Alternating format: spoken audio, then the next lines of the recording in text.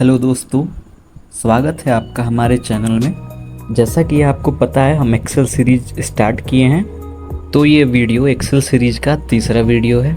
इस वीडियो के माध्यम से हम नंबर फॉर्मेटिंग के बारे में जानेंगे। आप एक्सेल सीख रहे हैं तो नंबर फॉर्मेटिंग के बारे में ज़रूर पता होना चाहिए। एमएस एक्सेल में नंबर फॉर्मेटिंग का बहुत ज़्यादा यूज़ होता है। तो चलिए वीडियो स्टार्ट करते हैं। तो अब हम आ गए हैं एक्सेल वर्कशीट पर। तो सबसे पहले हम जानते हैं कि नंबर फॉर्मेटिंग होता क्या है।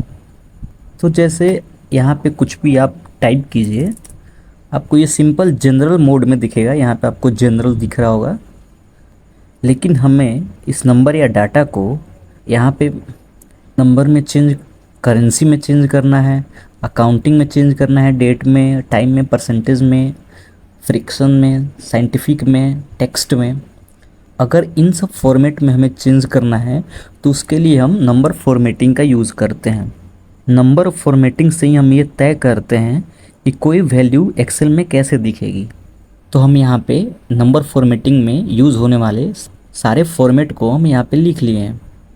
जैसे यहाँ पे आप देख सकते हैं, सबको हम यहाँ पे लिख लिए हैं। तो सबसे पहला आपको दिख रहा है जनरल।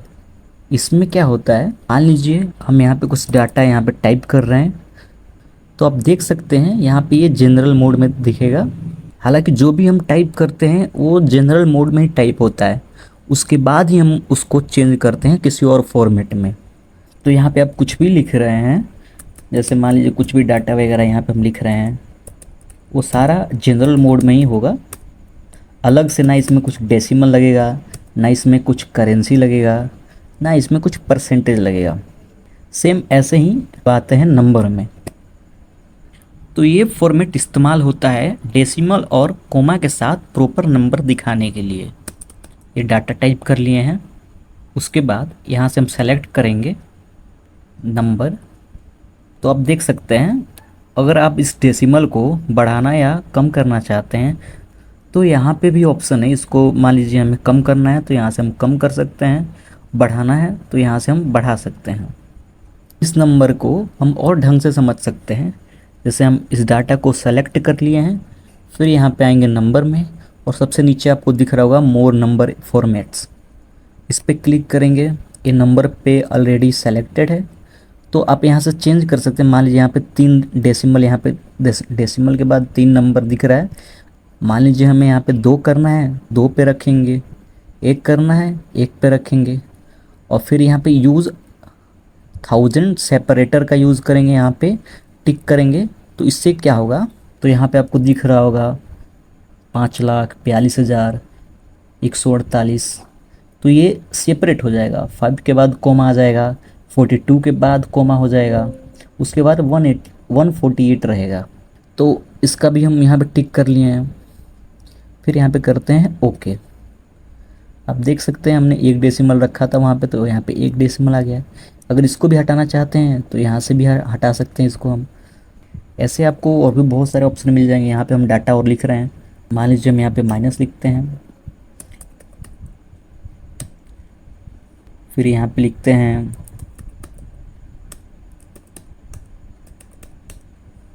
ये सारा डाटा हमने लिख लिया है। अब सबको यहाँ पे सेलेक्ट करेंगे, फिर नंबर फॉर्मेट में जाएंगे, फिर मोर नंबर फॉर्मेट्स पे आके हम नंबर पे क्लिक करेंगे, यूज़ 1000 सेपरेटर पे क्लिक करेंगे। डेसिमल हमें 1 रखना है तो यहाँ पे 1 पे करेंगे, 0 रखना है तो 0 पे करेंगे।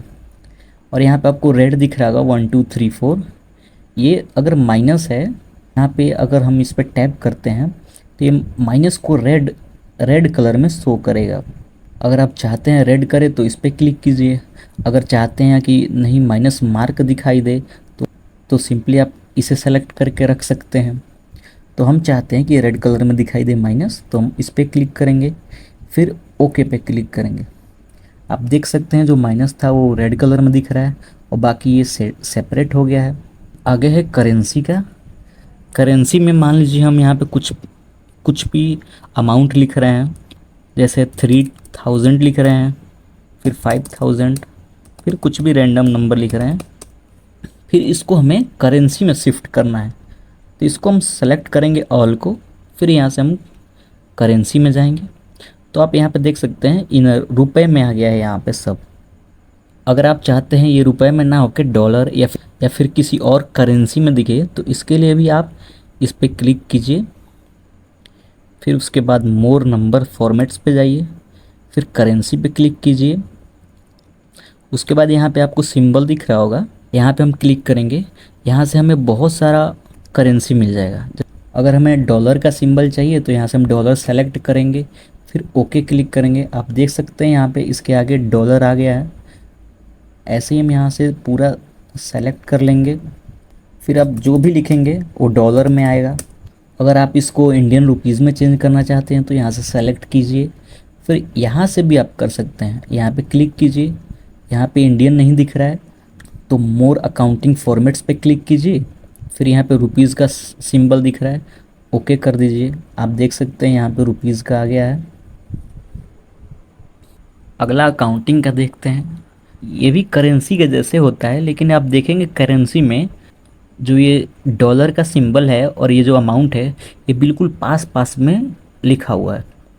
तो पहले हम यहाँ से अकाउंटिंग को सेलेक्ट करेंगे, फिर यहाँ पे आप कुछ भी डाटा लिखिए, जैसे ये हम लिख रहे हैं, फिर एंटर कीजिए।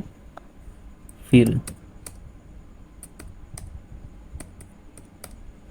तो आप देख सकते हैं अकाउंटिंग में और करेंसी में क्या डिफरेंस है। इसमें ये इसका अलाइन दूर दूर रहता है, इसमें बिल्कुल पास में रहता है।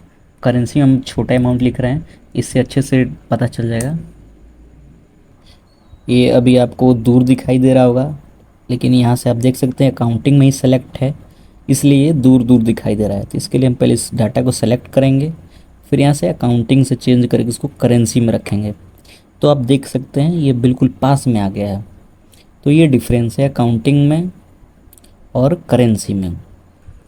आगे है शॉर्ट डेट। यहाँ पे हम किसी भी नंबर को टाइप करेंगे तो वो डेट के फॉर्म में ही दिखेगा, शॉर्ट डेट के फॉर्म में। जैसे मान लीजिए हम यहाँ पे डेट ऑफ बर्थ अपना हम टाइप करते हैं तो ये देखिए डायरेक्ट 17/9 में दिखाई दे रहा है, मतलब इसमें से ईयर गायब हो गया है। इसी तरह हमें और डाटा चाहिए तो हम इसको सेलेक्ट करके स्क्रॉल कर देंगे। आप देख सकते हैं 17/9, 18/9, 19/9 ऐसे दिखाई दे रहा है, लेकिन ये लॉन्ग फॉर्म में नहीं दिखाई दे रहा है। यहाँ से डेट का भी दो फॉर्मेट है, एक ये शॉर्ट डेट है, फिर एक है ये डेट लॉन्ग डेट, जिसमें आप देख सकते हैं इसमें पूरा लॉन्ग फॉर्मेट में दिखाई देगा। तो उसको हम यहाँ पे लिखना भूल गए हैं तो उसको लिख लेते हैं। माउस के राइट साइड क्लिक करेंगे, फिर इंसर्ट पे क्लिक करेंगे तो आप देख सकते हैं पूरा कॉलम बन गया है। हो सकता है आप में ऐसा ना दिखाई दे, आप यहाँ पे इंसर्ट करेंगे तो ऑप्शन आएगा, उसमें आपको दिखेगा इंसर्ट इंटायर कॉलम, आप उस पर क्लिक करेंगे तो ऐसे बन जाएगा एक। तो यहाँ पे हम लिख लेते हैं उसको लॉन्ग डेट। ये लिख लिए हैं। इसको लिखने के बाद हम इसमें डाटा लिखेंगे। पहले इसको हम सेलेक्ट कर लेते हैं पूरा, फिर यहाँ से ये जो आपको डेट दिखाई दे रहा है इस पर क्लिक करेंगे, फिर यहाँ से हम अपना डेट लिखना स्टार्ट करेंगे। तो आप देख सकते हैं ये लॉन्ग फॉर्म में दिखाई दे रहा है आपको। सेम ऐसे ही आप कुछ भी डेट लिखेंगे वो बड़ा बड़ा दिखाई देगा। अगर आप